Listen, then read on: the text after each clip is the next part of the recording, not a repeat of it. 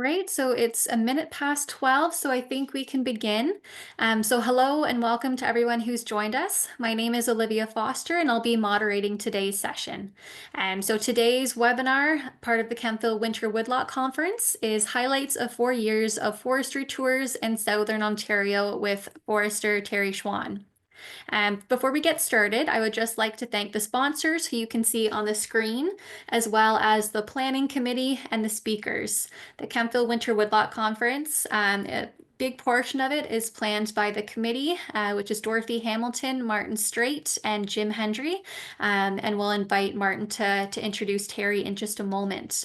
But before we begin, I just want to say a few words about the Eastern Ontario Model Forest, which is a nonprofit charitable organization that provides a forum for forest managers, forest users, and others to share knowledge and combine their expertise in the area. The Eastern Ontario Model Forest recently joined with the Ontario Woodlot Association, which is another nonprofit comprised of a network of Ontarians who are helping each other become the best possible stewards of our woodlands. Now, before we begin, I'll just go over a couple standard housekeeping items. All attendees' microphones and videos are muted and turned off except for the panelists. You'll see at the bottom of the screen that there's a Q&A box, so we invite you to submit questions throughout the presentation for the speaker, and we'll get to them at the end of the talk. And lastly, this session is being recorded, so we'll be making it available on the Ontario Woodlot Association's YouTube channel after this session. So I'll hand it over to you, Martin, to introduce Terry for today's talk. Thanks, Olivia. Well, we're all really happy to have an old friend, Terry. We've all known Terry, or a lot of us have known Terry a long time. Worked with Terry, and really looking forward to this talk. Terry has been a professional forester for 45 years now. He has degrees both from University of Toronto and from Macdonald College. That's part of McGill University. And he's worked in Mattawa, St. Anne de Bellevue, and Kapuskasing.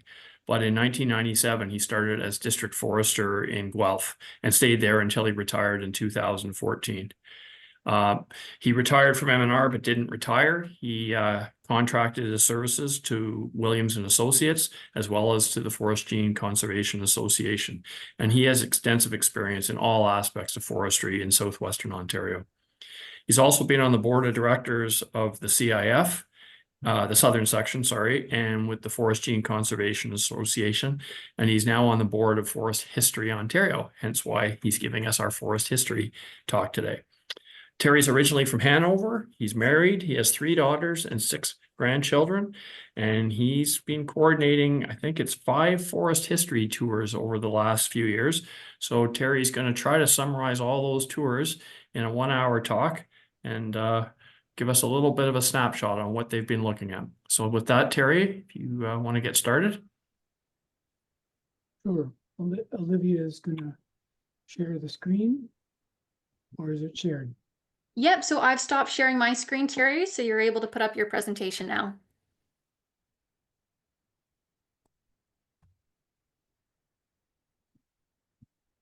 Yeah, we can see it up there now. You're all good to go. Okay.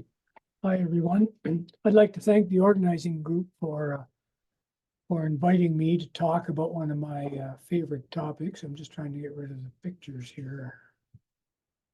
Whoops, that's not what I want to do. Can't see all my notes, but I'll fix that. So yes, I'd like to thank you for inviting me. This is one of my favorite topics these days.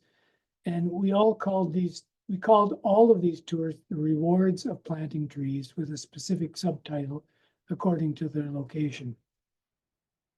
These are the tours that we've held. It started in 2019 in Northumberland, Durham, and then COVID came along, and then we followed up with York, Durham, St. Williams and Turkey Point, Hanover area, Guelph area. And some of these tours are based on tours held in the late 1930s. So I'm going to give you a bit of background on these older tours. There were these tours. The earliest was sponsored by the Canadian Society of Forest Engineers, and many were sponsored by the Ontario Conservation and Reforestation Association and others were just identified as forestry field days. Some attracted 500 to 1,500 people, including children, especially where planting was part of the program. The ones we followed weren't part of the plant, had no planting in them.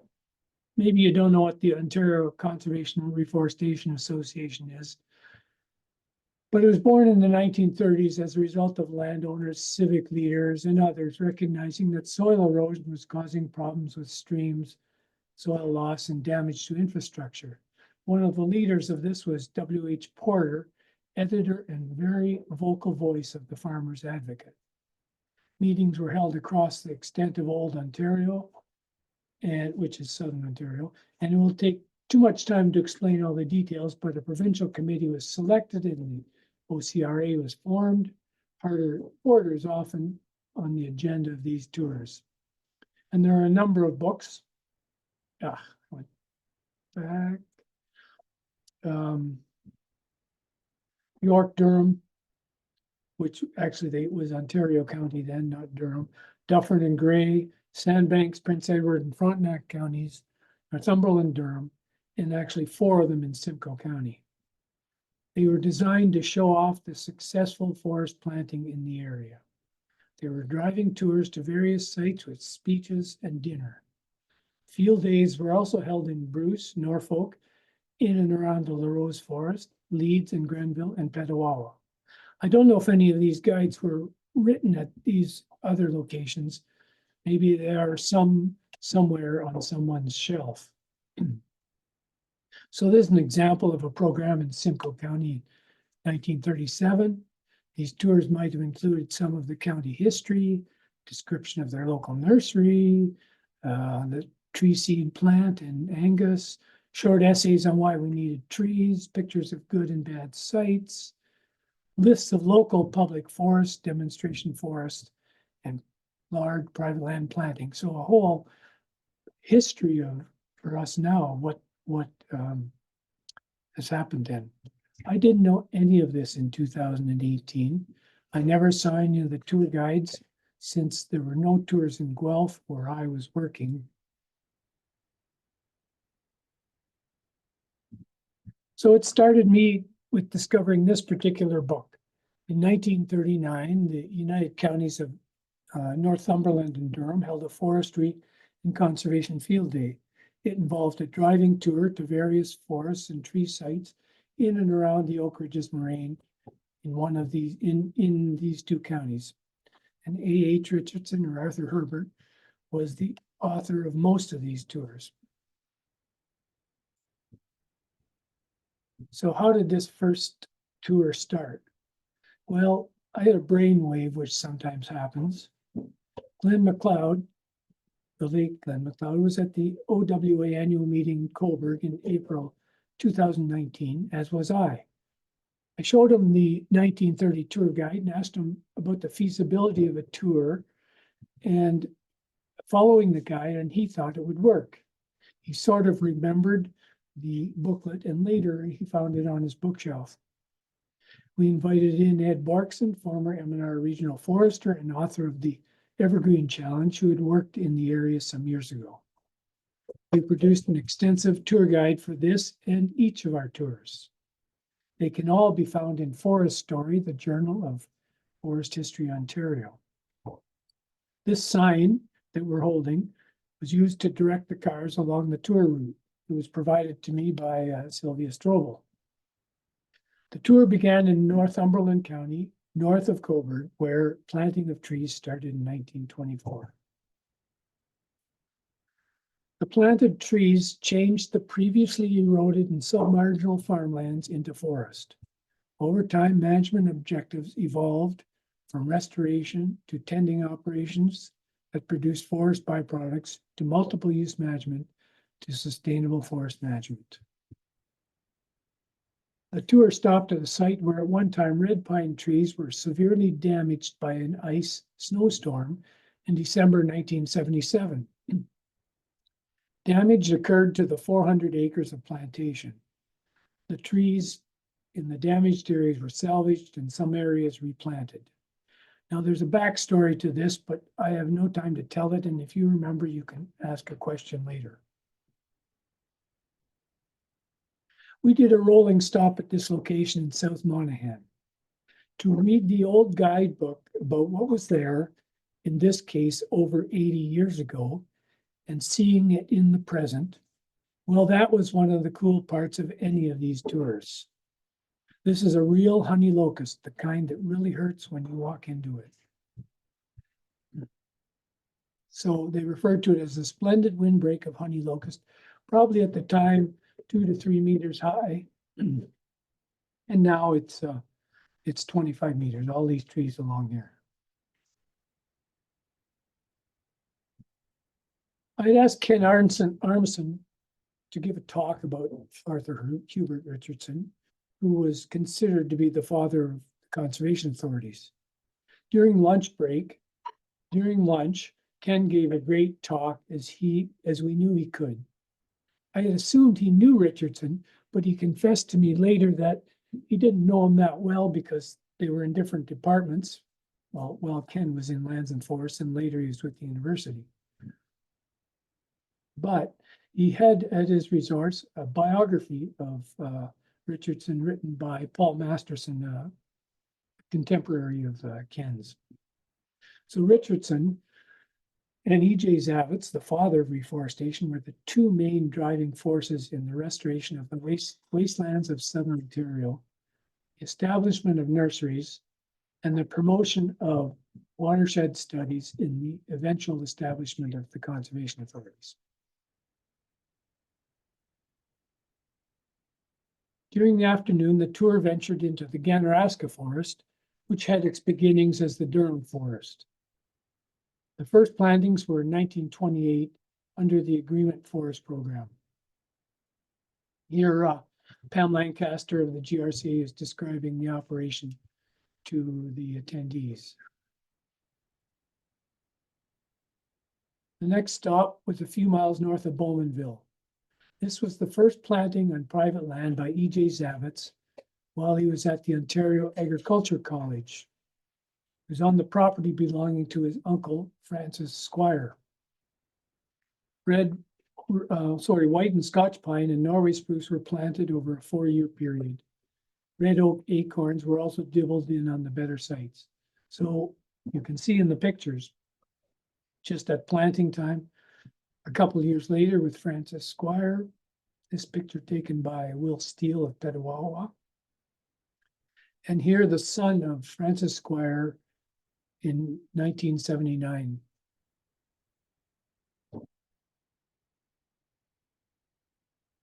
After 120 years, the plantation now is some magnificent pine and oak and looks like a natural forest. The opportunity to be in this exceptional white pine red oak stand was the pinnacle of this tour. So it was a successful tour. It was, and we planned another for 2020, but then, we had COVID.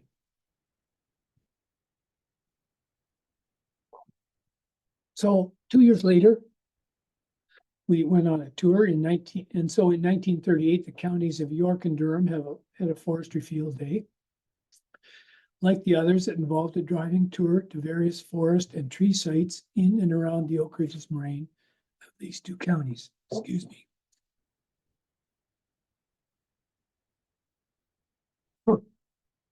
The Provincial Forest Agreement Program was introduced in York County in 1924.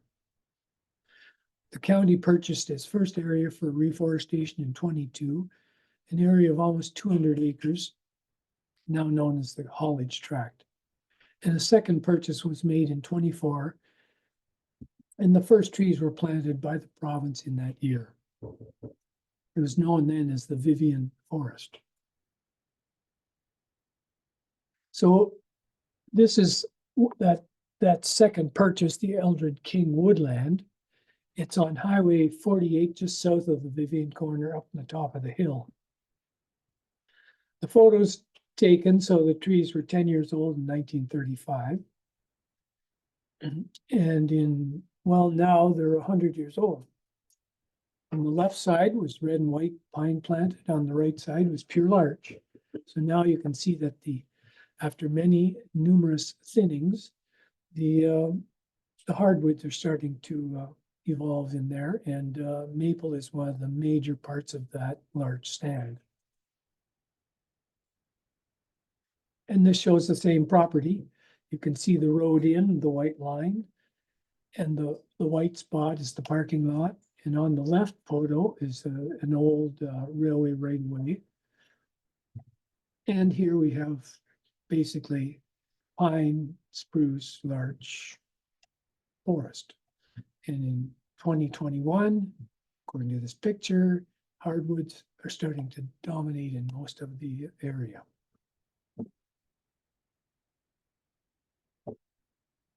So in the two we visited, so Doug Drysdale was the forest manager of the York and Durham forest for about 2 years from 1955. He's in the red sweater on the picture on the left. He was an M&R executive by the time he retired. And he had a few stories for us, and it was great to have him there talking about those early years for him. And also in the picture, there's Colin McDonald on the right. He's the former York manager, and Patty Baldwin right there helped us organize this tour. And in the back, Phil Davies and Corey Byron from the Durham forest. We traveled to the Hollage woodland on the east side, where we looked at the original Hollage farm woodlot and some old growth that had old growth characteristics. So here, Daniela Puric-Mladenovic explains the features and value of the older forests.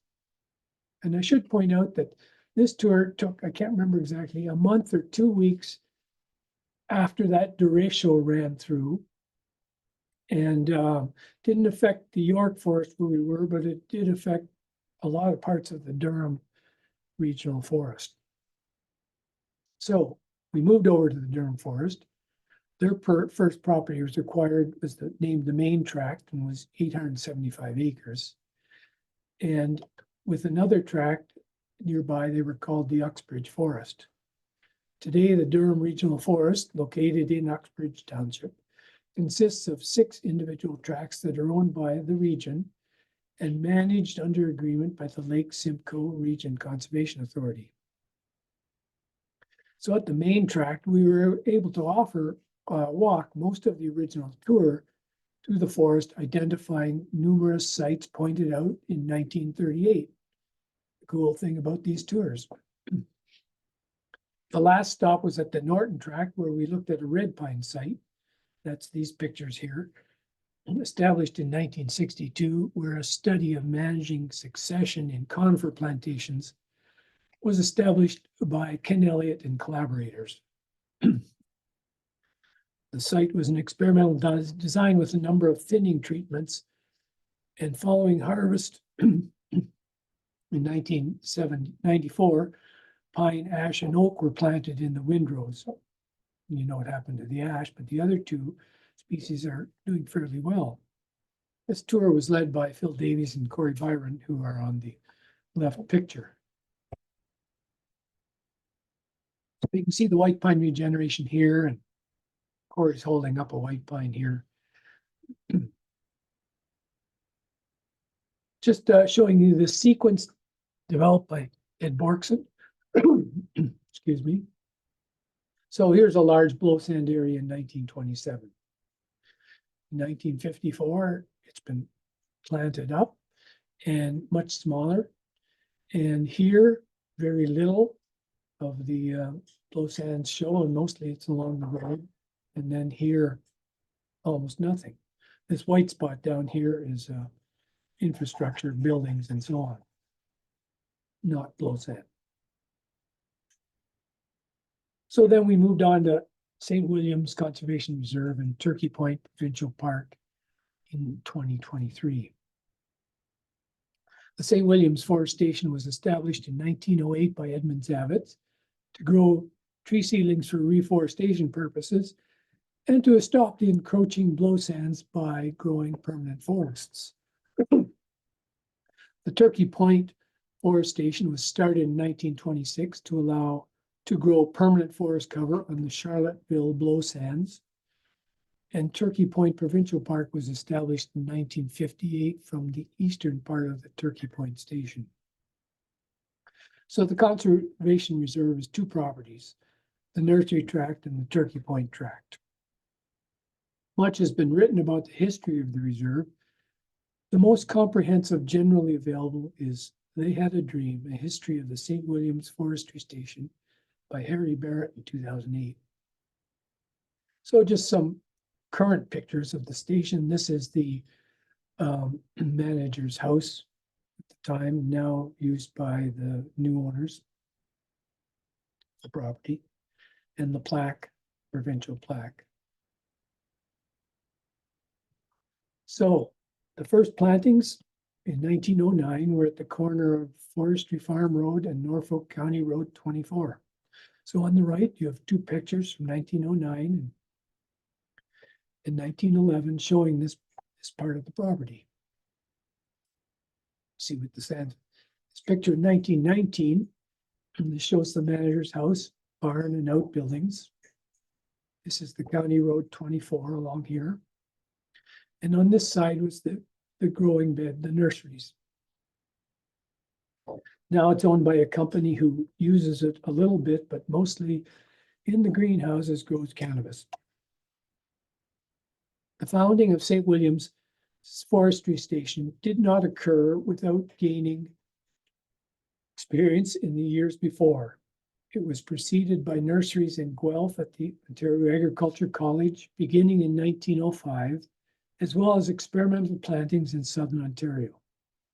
The experience of 4 years allowed Zavitz and his team at OAC to gain the best practices in seeding, transplanting, fertilizing, and planting both softwood and hardwood. In 1908, Zavitz was recommending to the Minister of Agriculture to acquire the south half of the lot, 24, concession 5 in Walsingham, 100 acres. Excuse me. I hope I can keep going here. By 1919, he'd accumulated about 1,600 acres. In 1912, Zavitz was retransferred from the Department of Agriculture to the Department of Lands, Forests and Mines, and was appointed Chief Forester for Ontario. Just show this little sequence at Price's Corners, which is the same corner that was started. This small plantation from before 1918. That's the one we were looking at in 1909. This is it in about 1935. Unknown date, and one I took in 2023. Note the pine tree on the left. It's getting pretty ragged by this time. Maybe it's in the 50s or 60s. I don't know. And now it's gone. Also, while teaching and managing nurseries in Guelph, Zavitz was able to visit and report on the conditions of various wastelands in Southern Ontario, including Norfolk County, and documented his 1908 report on the reforestation of wastelands in Southern Ontario. So you can see the various wastelands. Pinery Park now, Bruce County, Simcoe County, two of them, Victoria County, Oak Ridge Moraine, Sandbanks, and the Rose Forest, the Rose area. Zavitz said there was 10,000 acres in the St. Williams area that needed to be placed under forest management. And that's an early picture of him in 1905. Today, there's timber harvest being carried on despite it being a conservation reserve. This shows a harvest area from a few years ago, and you can read the long-term objectives, which is to convert to natural woodlands or oak savanna and or mixed forest communities. More specifically, over a three stage process. They were to remove the undesirable species such as red maple, larch, and red pine maple by chemical control. Sorry.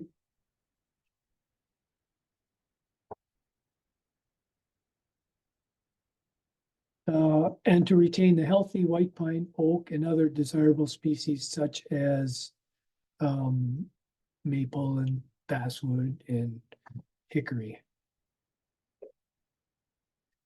And by the way, there was a 1923 driving tour through the station.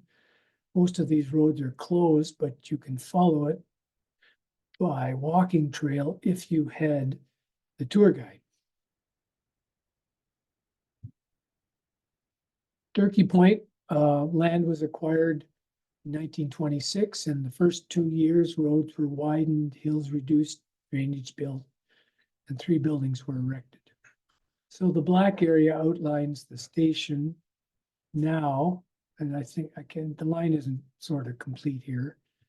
And this is the provincial park over here. I don't think this is part of it, I'm not sure, but this obviously is the campground sites.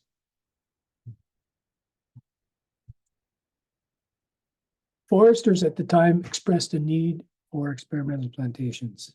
It was recognized that experimental plantations were important to ensure best practices in plantation establishment and subsequent treatments. The first step towards establishing permanent experimental plantations was made in the fall of 1928. 16 plots covering an area of 32 acres were planted in 1928 and comprised the white spruce group. And these are the blocks right here, all 2-acre blocks in and out of the park. So most of the Station 2 was surveyed into these plots, except for some of the hazard sites. This is the Scotch pine area. This is the park entrance right here. The road originally used to go here, but now it goes around south of the park. But there's also, was an old arboretum here, and there's still some Douglas fir there. This is the red pine area. This is the larch area, not mapped. This is an earlier map. And a lot of this is the white pine area. So they kept accurate records. And so people could see how the different treatments were responding to various soils, sites, and planting systems. And so foresters could take it back to their own particular projects. The author of this experiment was James Herbert White. First forestry grad at U of T in 1909. He was for a short time the station manager, while the regular manager, Frank Newman, was off to war. But his main job was silviculture professor from 1909 until retirement in 46. So at Turkey Point, after purchase and infrastructure, Frank Newman turned the responsibility, he's the manager of the whole place, of the reforestation over to White. And soon he established all these blocks over the years with the different species. And every year, forestry students went to Turkey Point to set up plots and measure trees. Oh, just back. So this is the old plaque, actually. It was sort of abandoned off the road when the road was changed in the east side of the park. So it was moved to across the road from the park entrance. Same plaque, or at least probably a cleaned up one. This was about 15 years ago. So this is an example of the various planting experiments. This is the red pine area. You can see the checkerboard pattern, various thinning regimes maybe, or at least hardwoods intermixed in with the pine. Down in this area, in 1960s, the Lands and Forests established an area for experimental work, and you can see the result of it here. Most of it probably isn't active. And there's also some down at the bottom, including Al Gordon's spruce piscetum, where spruce from all over the world is planted.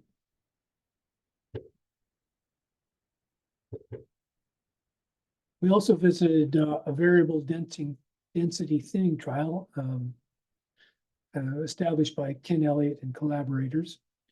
And also we climbed, some of us climbed the Turkey Point Flux Tower. It's used by, McMaster set this up. It's used in measuring carbon, water, and energy fluxes in managed conifer and deciduous forests. The aim is to determine how much carbon dioxide is being removed from the atmosphere by planted coniferous and deciduous trees, and how these forests might be affected by climate change and extreme weather. The same year, we went to Hanover, West Grey. We started at the Sulphur Springs Conservation Area, owned by a few miles southeast of Hanover, owned by the Saugeen Conservation Authority. Donna Lacey was her husband. We started off with coffee on their picnic shelter, came back for lunch, and then finished off. So we did a few circle routes. In 1939, again, a forestry field day was held in Dufferin and Grey counties. It again involved a driving tour to various sites in Grey County and then on to Dufferin, but we were only looking at the Dufferin, at the Grey County side. So as well as plantations near Wilder Lake, southeast of Durham, we visited the main tract of Grey County forest. The caretaker's residence up here in the picture is now mostly covered by trees, but it's on Camp Oliver Road. Camp Oliver was a detention camp for young offenders to do forestry work. These days, it is the site of New Life Christian camp. So here we are in the different part of the main forest, looking at how things have changed from when the original tour went by and the trees were a meter or so high.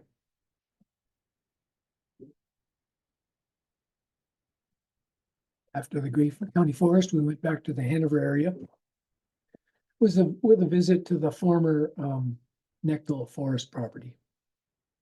Kemptville's of Hanover was the third oldest furniture company in Ontario before closing in 1983.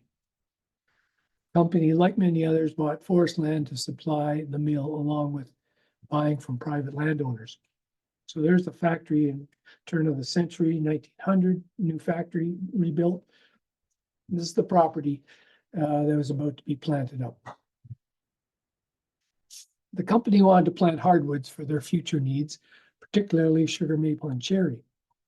John Jackson, the zone forester, explained why this would not work. He encouraged planting pine and spruce on the open land and management of the hardwood forest. They also decided to plant some small hardwood blocks, including red oak and walnut. So you can see in the picture here, this is obviously the planted area. There's a former sawmill that they had there for planting. This particular site is the site of the red cedar plantation, which you see the picture. This is the red oak plantation, and this is the walnut, which isn't doing as well as, say, the oak, but neither of them have been managed for a long time.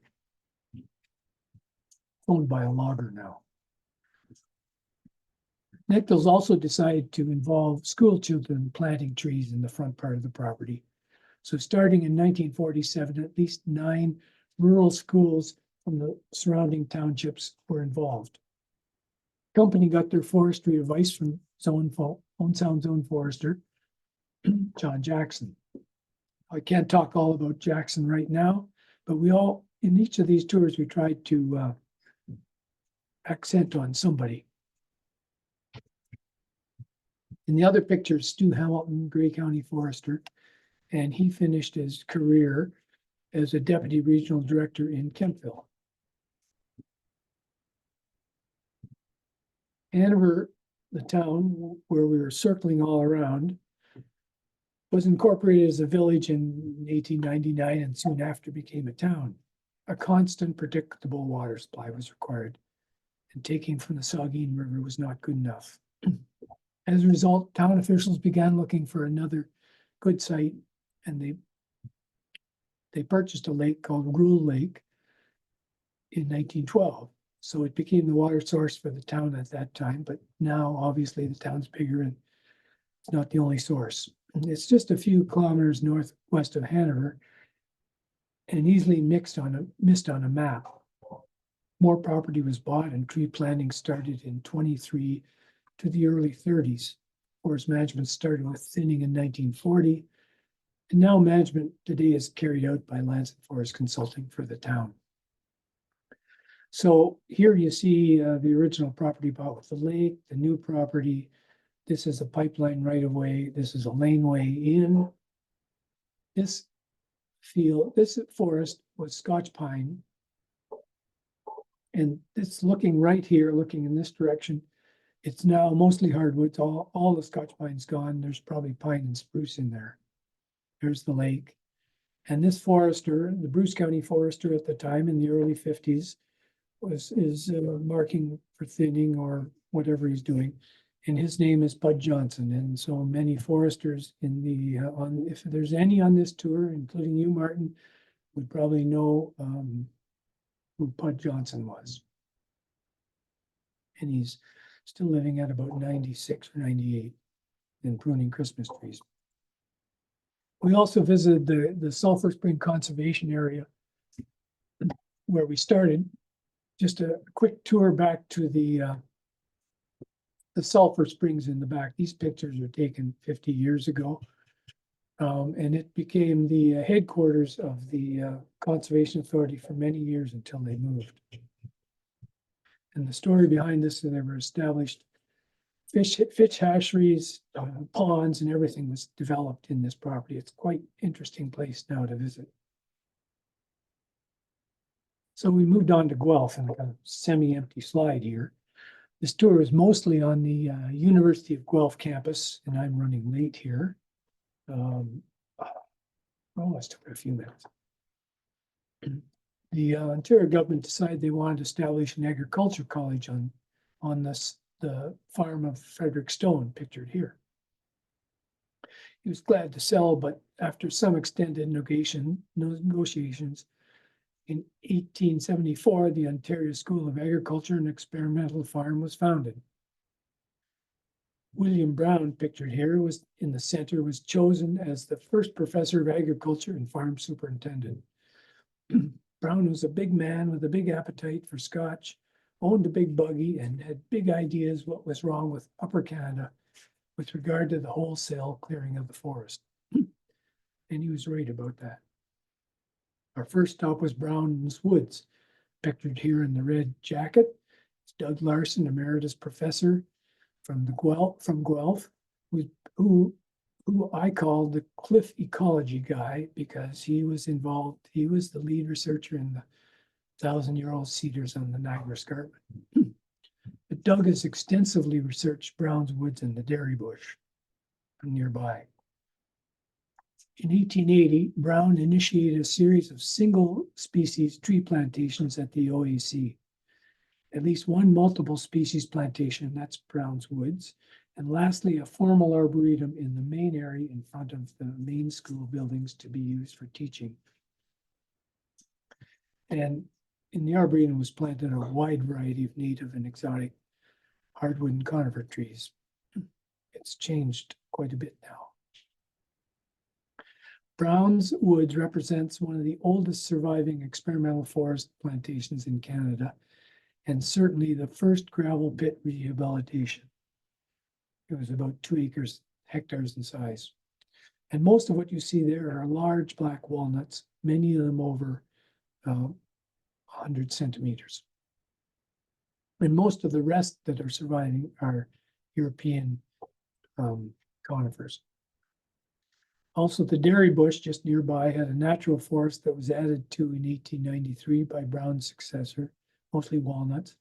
And Zavitz followed with white pine and some other species in the north corner between 1905 and 1908. If you know Guelph, Dairy Bush is on College, right down at the road between Stone and College. So this picture shows you the campus in 1940. So here's a bit of Brown's Woods. It's all back here. The Dairy Bush would be down here, a couple of 100 meters maybe. This is a large plantation that I remember seeing and taken down in 2005 for buildings. This is probably the location of Zavit's nursery, now the Cutton Golf Course. This is the walnut plantation from 1880. It's now sports fields. This is the Arboretum from 1880. This road is Gordon Street in Guelph, the main street through Guelph with other names. And this is College. Back here is what's called Victoria Woods. It's on Victoria Road. This forest here is hardwood forest. And this is a pine plantation, now known as Zavit's Pines. And there's some more of it over here.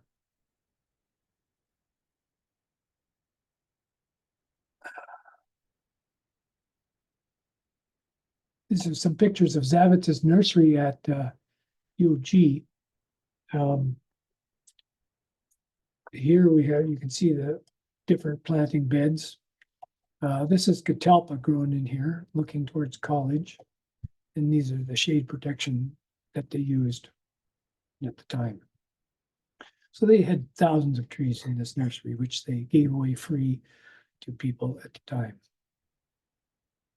And this nursery was active from 1905 to 1909. We also visited Victoria Woods and the Zavit's Pines. It's mostly a hardwood forest as shown in the picture. This and other forests on campus were actually managed by the Department of Lands and Forests from 1960 to about 1974. Behind the plaque are a couple of the Zavit's pines and Norway spruces in this stand too, planted in 1905. So 120 years on the ground. Unfortunately, a tornado blew through in the mid-80s and most of them were knocked down. There's still some. And the picture here is Justine Richardson. She's the manager of the Guelph Arboretum. And last year they celebrated their 50th anniversary. And the final stop in the tour, well, it wasn't the final, Victoria Woods was, but before that, final stop in this show, just southwest of Guelph in Pushlands Township is Arkle Springs, the main source of Guelph's water supply. Supplies about 60% of Guelph's water. The rest is from wells. And Guelph is the largest community in Canada to be groundwater reliant. It works in a unique way. Water from the Aramosa River along here is pumped up to the top of the hill along here and allowed to percolate through the soil to be collected at the bottom and then piped to the city. Properties were acquired in 1908, started in 1908, and the upland areas were mostly open fields. So these areas were open fields all through here and here. In 1910, over 275,000 trees were planted, and planting continues to this day, mostly involving high school students. You can read all the details in Martin Newman's article in the fall 2024 issue of Forest Story. These are private lands, but all these have been mostly filled, and soon they'll be running out of places. And that finishes the tour. I'd like to acknowledge the support of Forest History Ontario and its current president, Jim Farrell, pictured here. Since he's been on all the tours since 2022, he has prepared a story of his personal observations of each tour to be found in the news and events section on the Forest History Ontario website. And if you look at Jim's stories and the guides on the Forest History Ontario website, you'll see many more pictures. I just didn't have time to talk about them. And the tour this year will be in Dufferin County on Friday, June the 13th. And I'll leave you with this last short note from Ernest Drury, Premier of Ontario from 1919 to 23, and a colleague and ardent supporter of Edmund Zavit's. Thank you. Leave it just up for a minute, please.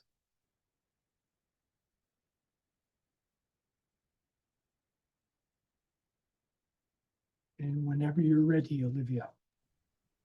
Thanks so much, Terry. I think that's a great note to end it on.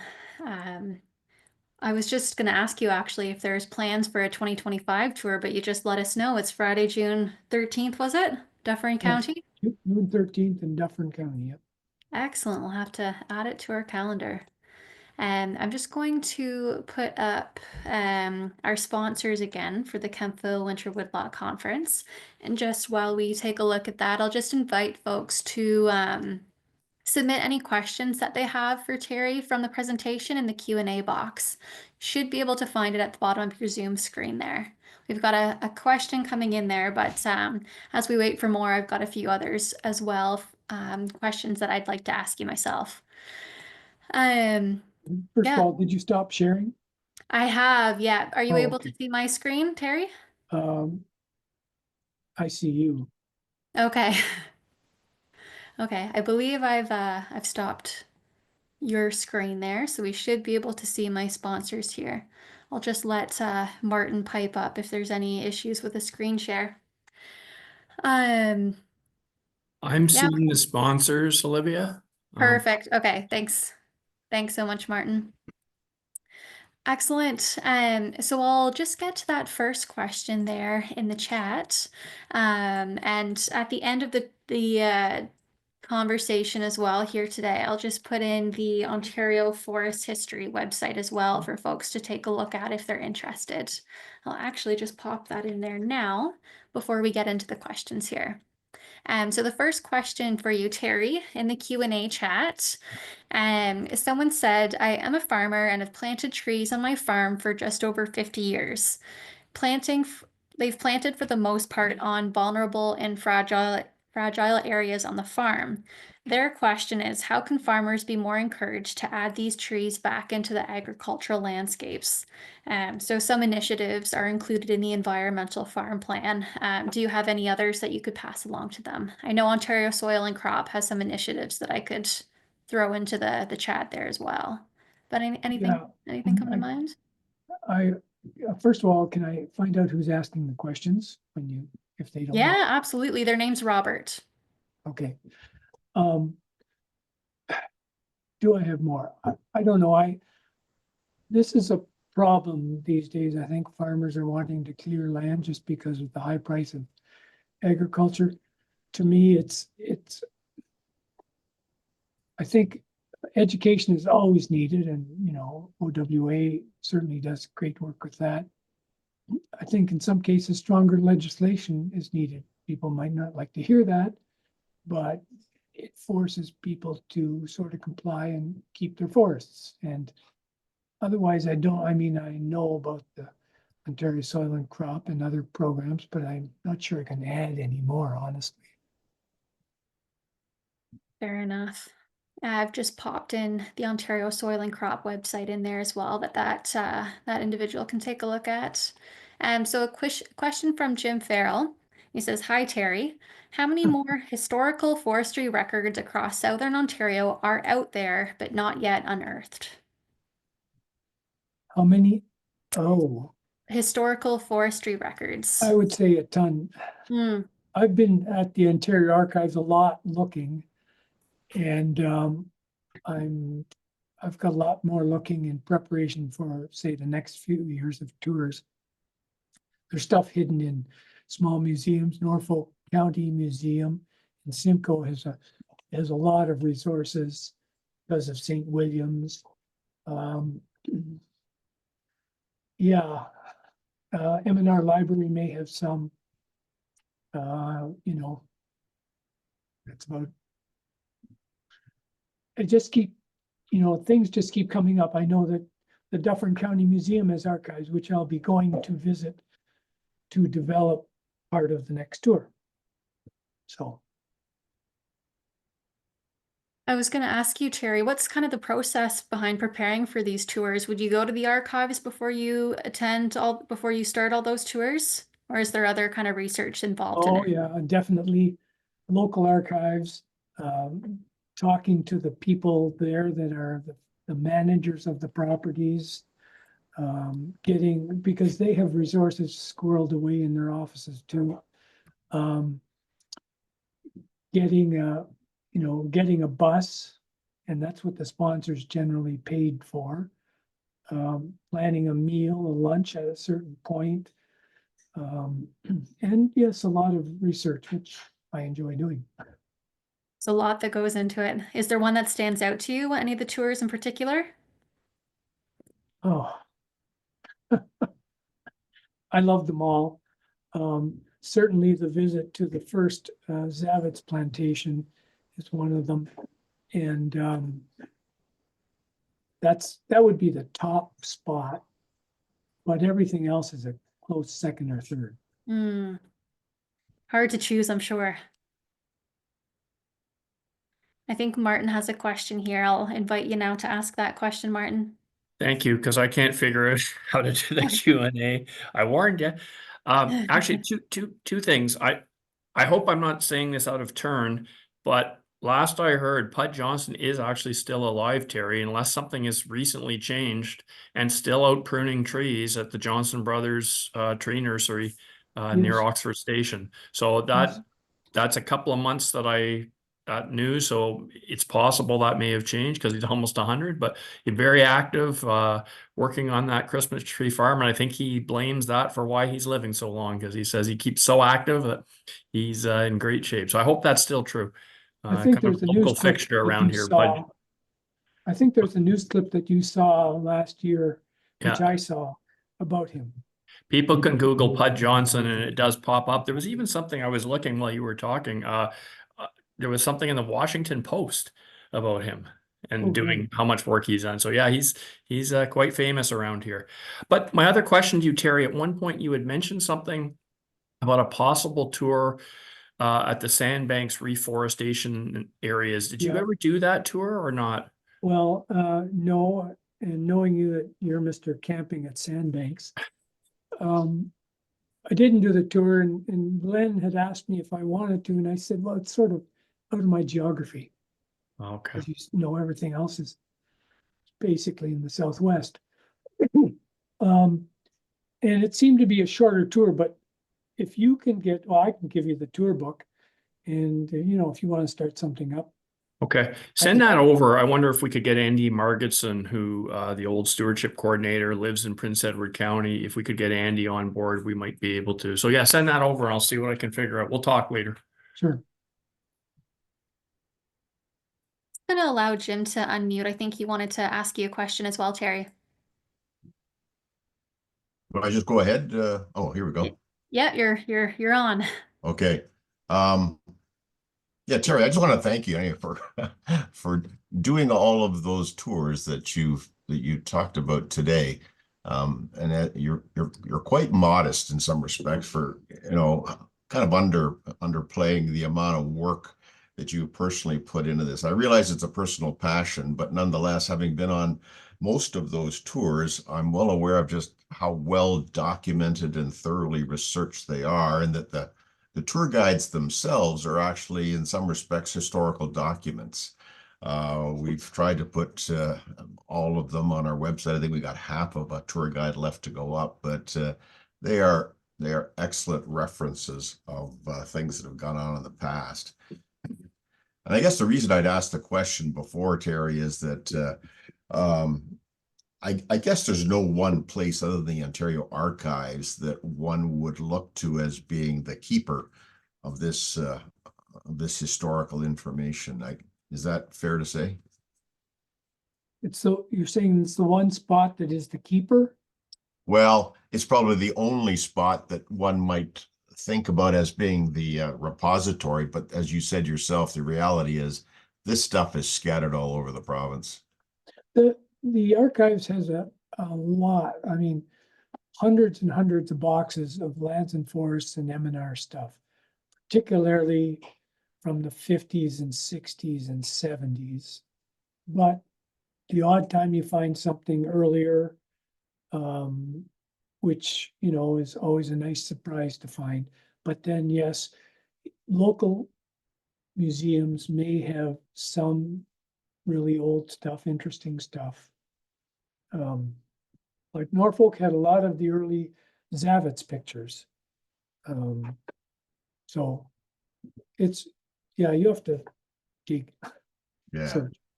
I don't want to dominate the conversation here, but I went on that tour of Guelph, and it was remarkable how many little pearls or, forestry treasures were tucked in and around, metropolis of Guelph. And I'm wondering, Terry, whether or not one could think about doing something like that actually in the city of Toronto. I think you'd showed me a book that you'd got from Andy Gordon that was a sort of a natural history look at Toronto in 1900s or something. Again, I may have the dates wrong, but I gotta think there may be a few stashed away that might be an interesting tour that could draw some different people in. I think there would be a lot of potential for Toronto sites. Scares me is getting around. Fair enough, yeah. And so if it could be sort of stuck in one neighborhood of, say all of Etobicoke, as an example, you might be able to have a reasonable tour. Yeah. I was also thinking of Rosedale with the big ravine, the Don River, whether or not there might be something around there. Although maybe, yeah, anyway, just a thought. Yeah. Anyway, I'll unmute here. Olivia, thank you.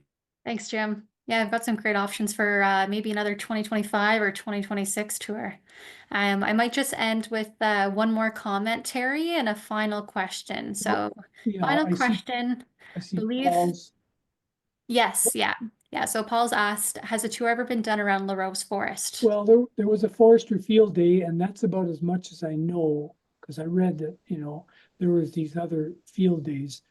But I'm sure there must have been something, maybe not by the Ontario Conservation and Restoration or Reforestation Association, but I don't know if anybody's done the history tour like that.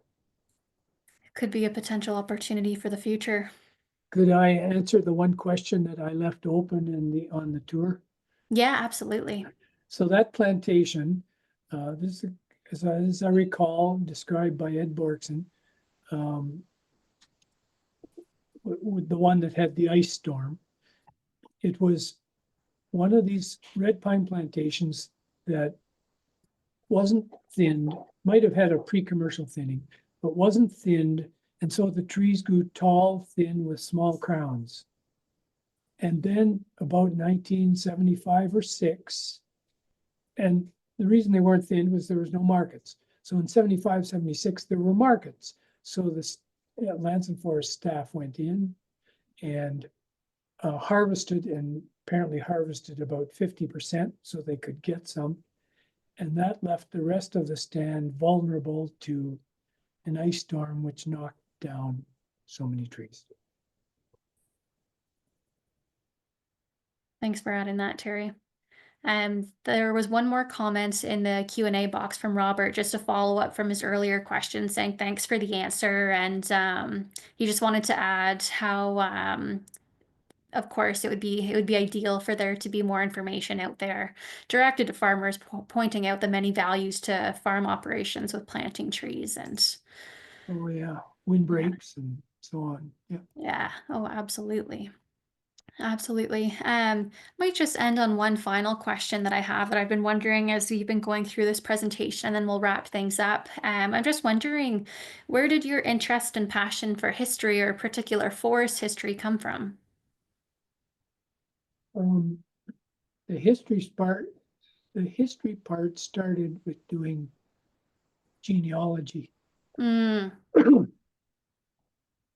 And I can't pinpoint a certain place where the forest, well, I was always interested in, usually where you go find big trees, you find old trees. And Right. how did they get there? And I can't pinpoint a certain time when that happened. But when I found that 1939 book in 2018 was given to me, it really spurred this. Yeah, there's so many different stories that we can learn from not only history, but when we learn about the things that we encounter in the woods or elsewhere, those large, great trees or features on the landscape. They all have a story to tell. Yeah.